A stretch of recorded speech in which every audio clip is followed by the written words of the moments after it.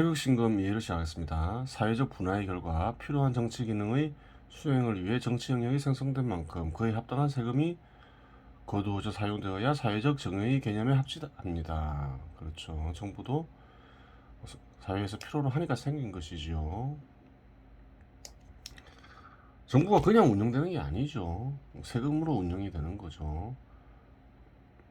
구시대적 억결이 남아있어 정치 영역의 자의에 의해 세금을 거두어 임으로 쓸 수 있고, 정치 영역은 그래도 무관하다고 생각할 수 있는데, 이는 아직 정의 개념이 미개한 상태로 사회 구성원들에 의해 인식되기 때문입니다. 처음에 정부가 생길 때는 필요로 의해 생기지만 권력을 지닌 정부는 그렇죠. 정의에 입각해서 운영되는 건 아니죠. 권력자들이 또 수탈을 하기도 하고 그러죠. 물론 대부분의 국민들이 미개한 상태이고 지도자들도 미개한 상태라면 어찌할 수 있는 것은 아닙니다. 세금이 어떤 의지를 담고 거두어져 얼마 정도가 어떻게 쓰이고 있는지는 질적 차이와 양을 간직하고 있으며, 사회 전체 가치와 사회 전체 가치의 부분으로서의 세금은 비례관계를 형성하고, 부분별 개별 세금은 다른 부분별 세금과의 관계에서 비례관계를 형성합니다. 또한 전체 세금이 사회 전체 가치와의 관계 속에서 부분별 개별 세금은 비례관계를 형성합니다. 따라서 여기서도 구체적으로 파악할 수 있는 사회구조가 포착됩니다. 그러면 여기서 잠시 어떤 식으로 비례관계를 형성하는지 간단한 예를 통해서 살펴보도록 하겠습니다. 그래요. 2015년을 보면 한국 같은 경우에 2010년을 보면 두 가지 수치가 있죠. 한 개는 사회보장기여금 제외 수치고, 뒤에 거는 사회보장기여금 포함 수치죠. 사회보장기여금 포함 수치는 한국이 23%, 일본이 27%, 미국이 23%. 그래요. 대체로 뭐 한국, 일본, 미국 다 비슷하죠. 독일이 좀 높고 35%, 영국이 36%. 그래요. 한국의 경우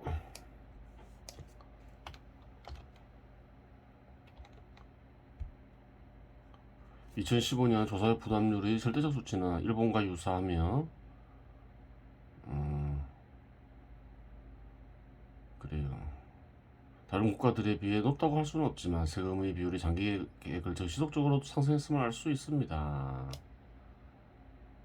2010년이라 해야 정확하겠죠. 2015년 안 나와 있으니까. 한국은 조세 부담률이 사회보장기여금 포함할 경우에 지속적으로 높아졌죠. 1995년에 19%, 2010년에 23%. 그래요.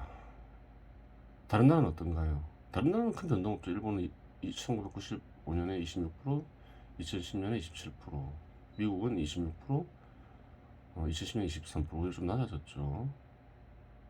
근데 2015년에 26%큰 변동 없죠. 독일은 36%, 2010년에 35%큰 변동 없어요. 한국은 지속적으로 올랐죠.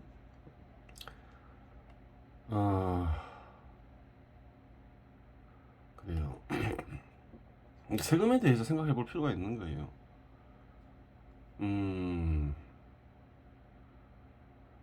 세금을 준다는 건 뭔가요? 세금을 받고 어떤 기능을 수행하겠죠. 일종의 거래죠. 정부의 역할은 뭔가요? 사회적 비용을 줄이면서 국민의 생명과 재산을 보호하는 것이지요. 근데 그것은 세금으로 이루어진다는 거예요. 막연한 게 아니라는 거예요. 구체적 내용이 있다는 거예요. 구체적 거래 내용이 있다는 거예요. 그래요. 생명과 재산을 보호하기 위해서 군대를 조직하죠. 외적의 침입을 막기 위해서. 또 치안 역할도 하죠. 분쟁을 조절하기도 하고. 정부의 역할이죠. 기본적인. 그러면 국민들이 놀러 갔어요. 놀러 가서 사고를 당했어요. 국민이 다치거나 죽었어요. 그 정부의 책임을 물을 수 있냐는 거예요. 거래 내용이 없다는 거예요. 그것은. 그래요. 생명과 재산을 보호하는 게 정부 역할이지만 거래 관계이기 때문에 구체적인 거래 내용이 있다는 거예요. 그래요. 정치 영역에서 선거는 현 시대에서 정치 영역의 지도층을 구성하는 핵심 개념이며 오늘날과 같은 선거 형태가 형성된 것은 전 세계적으로 100년 정도밖에 되지 않았습니다. 그렇죠.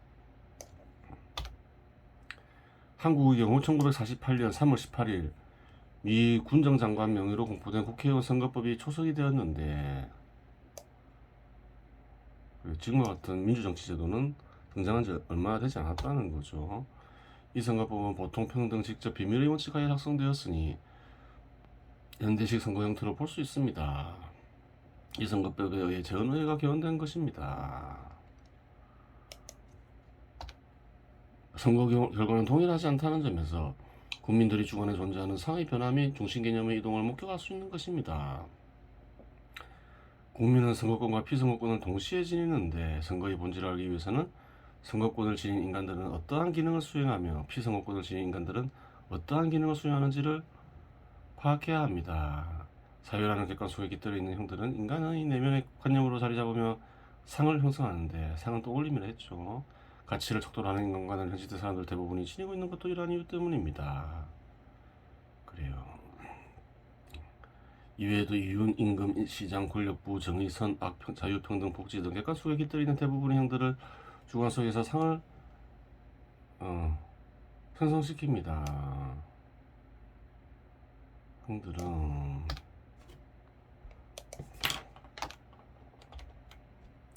또한 한국의 특수성상 수국, 꼴동, 빨갱이라는 상도 한국 사회에는 깃들어 있는 것입니다.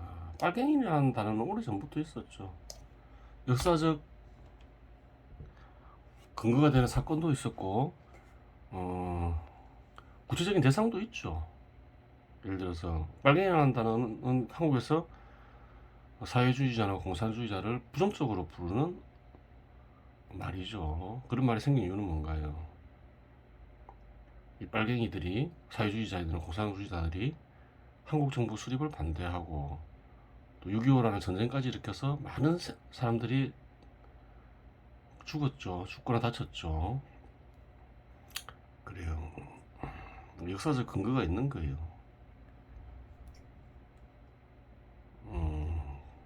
구체적인 대상도 있잖아요. 그 당시 사람들, 사회주의자들, 또 오늘날에도 있죠. 그래요. 북한을 추종하거나 주사파라고 하죠. 사회주의자, 공산주의자들 있잖아요. 여전히. 근데 수국 꼴통이라는 나라는 뭔가요? 역사적 근거나 그게 없죠. 또 누구를 지칭하는지 구체적 대상이 없어요. 특별히 그냥 빨갱이들이 만들어낸 그냥 단어인 거죠. 그래요. 자기들은 굉장히 선하고 똑똑하다 생각하는 거죠. 그러니까 그래요. 좌파가 아닌 인사들, 우파 인사들은 바보라 생각하는 거죠. 꼴통이라 생각하는 거죠. 이러한 질들 중 몇 가지가 핵심적인 주관이 되어 인간들은 선거를 치르게 됩니다.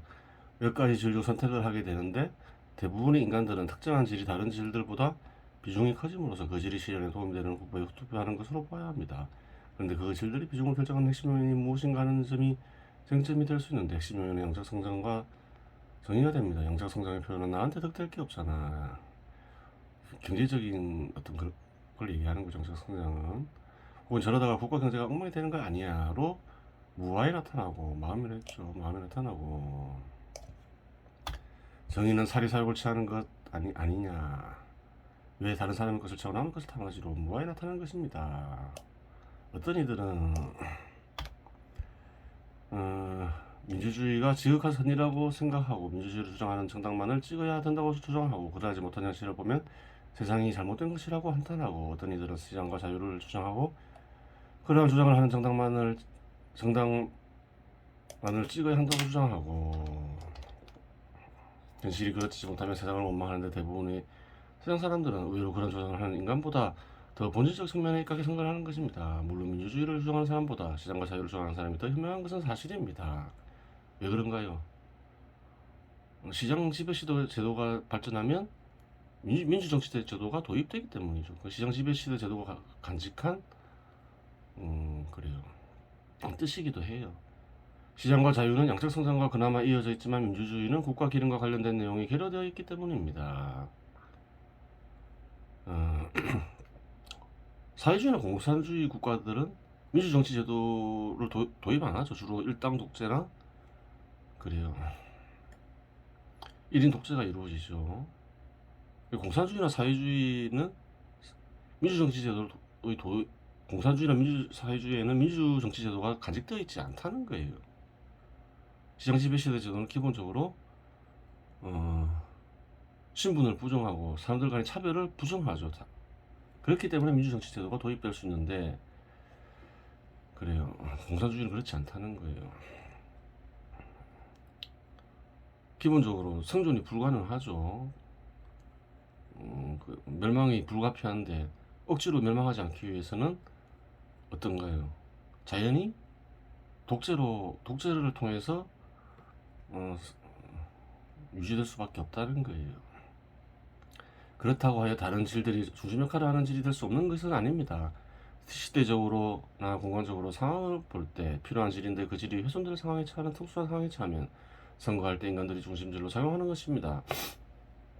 하지만 이는 특수한 상황이 전제되기에 제한적일 수밖에 없고 그 이면에는 역시 양적 성장과 정의가 근저해 있는 것입니다. 예를 들어 최근에는 빨갱이라는 상이 선거에서 잘 작동되지 않는데 그렇죠.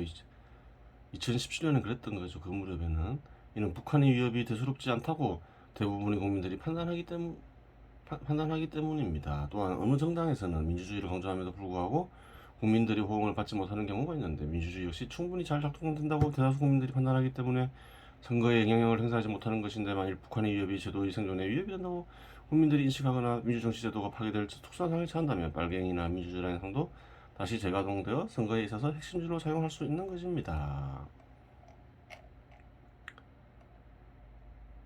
피선거권을 누리고자 하는 인간들은 정치 영역에서 지도자가 되고자 하는 의지를 지닌 인간들입니다. 그리고 또 국민들은 선거권과 피선거권을 동시에 지니죠. 사회에 깃들어 있는 위력의 변형 형태인 군적이라는 형식을 취해 주관하에 현실 속에서 객관화하려는 의지를 지니고 있는 인간들이지요. 정치인들이 비자금 사건이나 인사청탁과 같은 사건을 보면 지향하는 의지가 권력인지 부와 같은 사리 사용인지 헷갈릴 때도 있으나 권력의 핵심 의지인 것은 사실입니다. 오히려 그런 일을 많이 보죠. 권력을 지닌 이가 부를 탐하는 경우 오히려 권력 위에 다른 것들을 취하는 정치인들은 관념 속에 권력을 척도로 하는 인간관이 강하게 남아있는 것으로 보입니다. 과거에는 어떤가요? 권력을 지니면 당연히 부도 따라온다고 생각을 했죠. 권력을 지니게 되면 부나 인사청탁과 같은 것들은 부수적으로 따라오는 경품처럼 생각하는 것이죠. 실제로 그랬던 시대가 역사적으로 존재했고 조선시대만 하더라도 그랬으니 그러한 인간관을 지닌 것이 당연한 것일 수도 있겠으나 현 시대는 조선시대가 아니라는 자각이 필요할 것으로 보입니다. 한국에서 그런 생각을 하는 정치인들도 그래요. 자주 발견이 되죠. 모든 활동은 인간을 통해서 이루어지는 것입니다. 어떠한 형식을 취하건 정치 영역은 정치인들을 통해 이루어지는 것입니다. 선거라는 형식은 피선거권을 행사하는 인간의 말과 행동에 제한을 가하게 됩니다. 그래요. 선거로 공직자 되려는 이들이 선거하는 사람들이 의사를 완전히 무시할 수 없겠죠. 옳고 그르건 좋고 나쁜 것이건 상관없이 선거권을 행사하는 인간들이 주관해서 보장하는 말과 행동은 향후 당선 가능성의 위험 요소가 되기 때문입니다. 역으로 어떤 주장과 어떤 행동을 하는 인간들이건 그 사람들 중에서 선거권을 행사해야 합니다. 물론 다양한 생각과 다양한 행동 형식을 지닌 인간들이 피선거권을 행사하기 위해 참여할 수도 있겠으나 당선 가능성이라는 형식이 존재하기 때문에 선거권을 행사하는 인간들은 선택의 제한을 받는 것입니다. 그리고 꼭 국민들이 원하는 이가 당선되는 건 아니라는 거예요. 그래요. 여러 가지 이유 때문이죠. 당선 가능성. 그리고 그래요. 피선거권을 행사하는 인간들은 당선되기 위해 몇 가지 질을 취해 선거에 참여하게 되는데 현 시대에서는 통상적으로 집단 정당을 구성에 참여하게 됩니다. 그리고 참여한 인간이 선택한 질이 선이라고 주장하며 선거에서 경쟁하는 인간이나 집단을 공격합니다. 그런데 그러한 일들은 당선되기 위해서, 즉 권력을 획득하기 위해서 그러한 입장을 취하는 측면인 것이고 진리의 측면에 있어서는 그러한 것은 무의미한 행위입니다. 그 이유는 어떠한 질이든 세상에 깃든 행위며 영적 성장과 정의와 연결되어 있기 때문입니다. 즉 선거권을 행사하는 인간들이건 피선거권을 행사하는 인간들이건 취하는 모든 질은 양적 성장과 정의와 연결되어 있으며 선을 간직하고 있습니다. 일정 정도 간직하고 있습니다. 따라서 지향하는 의지에 선이 간직되어 있고 그러한 의지에 정책의 구체적 형태가 결정되고 집행되었다고 하여 선이 행해진 것은 아닙니다. 실제 펼쳐지는 정책의 현실 속에서 양적 성장과 정의의 실현으로 이어질 때, 즉 객관화될 때 선으로 성립되는 것입니다. 비록 결과는 좋지 않지만 자신이 추구하는 이상의 선이 간직되어 있으니 올바른 것이다 라는 얘기는 무의미하고 미개한 얘기입니다. 어떤 정치 지도자도 국민들에게 악을 행하고 불행해지게 하기 위한 목적으로 정책을 만들어 시행하지는 않기 때문입니다. 그러면 좋은 의지를 담았는데 결과가 좋지 않다면 그러한 정책은 무엇인가라는 의문을 지닐 수 있습니다. 결과적으로 정의가 어그러지고 양적으로 함수가 이어졌다면 그것은 단지 악일 뿐인 것입니다. 악한 의도가 없었다고 하여 악이 되지 않는 것은 아닙니다. 본시의 악 역시 행위의 개념이며 악이 행해지는 원인은 탐욕과 무지이기 때문입니다. 그래요. 몰라서 그랬다. 그런 건 안 통한다는 거예요. 따라서 의도가 선하다고 하더라도 무지의 각한 정책으로 인해 사회의 양적 성장과 정의에 훼손이 발생하였다면 전체 국민들이 지니고 누려야 할 행복을 약탈한 것이기 때문에 악이 되는 것입니다. 결과가 좋지 않더라도 은폐될 수 있는 예외적인 경우는 참된 의한 결정이었을 때뿐입니다. 그렇죠.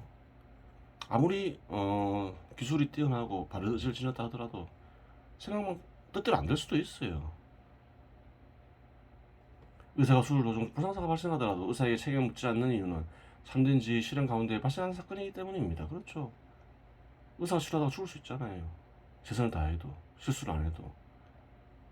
참된 질환 내용에 있는 것이 아니라 현실과 태도에 근거하는 것입니다. 정책을 주도하는 인간들의 주관적 판단일 뿐이지만 올바른 이념이 담겨 있으니까 많은 국민들이 원하는 정책을 시행하는 것이니까 하는 그런 것들은 명표 사유가 되지 않습니다. 이처럼 선거에 참여하는 인간들이 발견되고 사회에 깃들어 있는 형으로 인해 생성되는 주관하된 주의들이 발견되는 등 현실을 구축하는 진로들이 발견되는 것입니다.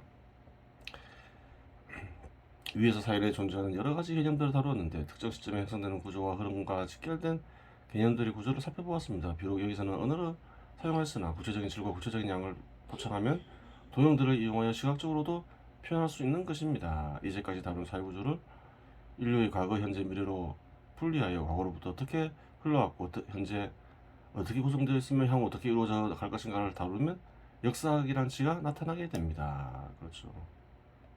지금까지 설명한 내용을 그래요. 시간의 흐름 속에서 특정 공간의 시간의 흐름 속에서 파악하게 되면 이제 역사학이 되는 것이지요. 그래요. 남은 시간은 태일과 정치를 보도록 하겠습니다. 여기서부터 보면 되죠. 부원화지중 부무르 원화가 이루어지는 가운데에는 원화는 뭘까요? 세상이 이루어지는 가운데는 비유적으로 표현한 것을 보면 되죠. 유양광이 주제, 양의 빛. 양은 태일강화 종지에서는 그래요. 이런 신에서 비롯된 것을 가리키죠. 이런 신의 뜻이 빛은 뜻이라 했죠. 이런 신의 뜻이 있어. 이런 신의 뜻에 의해 이루어진다 이 말이죠. 유형자 유일 형태가 있는 것은 해가 된다. 어려운 말이죠. 다 비유적 표현이죠. 형태가 있는 것은 해가 되고 죄인 위모 해가 되는데 인간에 있어서는 눈이 된다. 어려운 말이죠.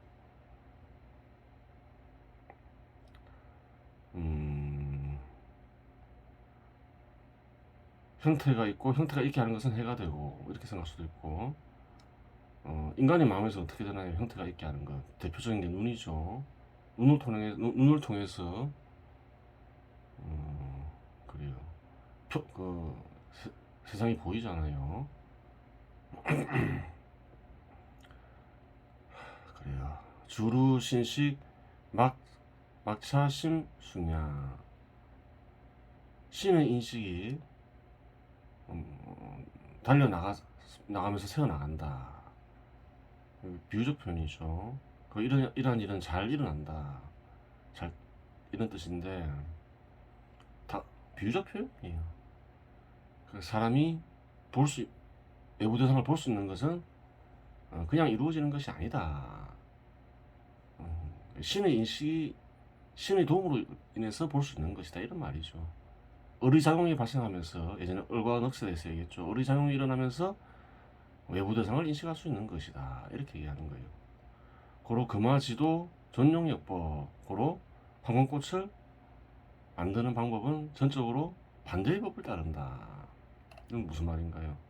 사람들은 평상시 어리사용을 외부로 내보내죠. 근데 이런 신의 마음을 드러내는 일은 그 말 이런 신의 마음이죠. 비유적 표현이죠. 이런 신의 마음이 반대의 방법을 따른다. 그렇죠. 그래요. 그 내부로 거두어 들인다 이 말이겠죠. 어리작용을 밖으로 나가는 어리작용을 내부로 거두어 들인다. 회강자 비회일지 회일 신지 정화 이런 신의 뜻을 드러내는 일은 한 몸의 정화를 돌리는 것이 아니라 즉 회조화지진기 조화를 이루게 하는 참된 길을 돌리는 것이다. 다 비유적 표현이죠. 그래요. 사실 좋은 글이 아니에요. 이런 글은 사람들이 알 수 없게 써놓은 글이잖아요. 대체로 신에 대한 글은 이런 식으로 쓰여 있죠. 별로 잘 쓰여진 글들은 아니에요. 알 수 없게 쓰여졌기 때문에 그러한 것이죠. 그래요. 빛을 돌린다는 이런 신의 뜻을 드러내는 일은 단순히 어떤 인간이 지닌 어떤 정화를 사용하는 것이 아니다. 무엇이냐? 곧 조화지진기. 조화지진기 뭘까요? 이런 신과 관련되어 있겠죠. 이런 신의 힘을 이용하는 것이다. 혹은 또 이런 신의 작용을 이용하는 것이다. 이렇게 풀이할 수 있는 거죠. 비지을 시지망상. 그런 이유로 일시적인 망상에 그치지 않는다. 망상이 아니다. 이런 말이죠. 진공청급지 윤회. 청급의 윤회 속에서 참된 공을 이룬다. 예전에 공이나 허나 이런 것은 이런 신의 속성이라고 얘기했죠. 단순히 비어있다 그런 게 아니죠. 진공을 이룬다. 그래요. 망상이 아니니까 진리와 진실을 드러나게 한다. 사라지지 않는 진리와 진실을 드러나게 한다. 그 말인 거죠. 고 일식 당일년 인간 시강이야. 고로 일식 이것도 그 비유적 표현이죠. 일식은 한 번 회강하는 것을 비유적으로 표현한 거죠. 한 번 숨쉬는 것은, 한 번 회강하는 것은, 한 번 이런 신 뜻을 드러내는 것은 인간의 시간으로 치면 1년에 해당된다. 일식 당백년 구도장야야. 또한 한 번 숨쉬는 것은, 한 번 회강을 하는 것은 또 한 100년에 해당된다. 왜? 구도 그리고 영적세상을 가리키죠. 지옥도 있고 천당도 있고 그렇다 하죠. 아홉 세상이 있는데 온 영적세상을 갔다 온 것과 같기 때문에 한번 이런 신의 뜻을 드러내는 것은 100년에 해당된다. 그렇게 얘기하고 있는 거예요. 한번 뜻을 보겠습니다. 무료 세상은 어떤가는 신의 뜻에 의해 이루어진다. 표상의 세계나 표상의 세계를 깨하는 존재는 해에 비유되는데 인간의 이 세상은 눈에 해당된다.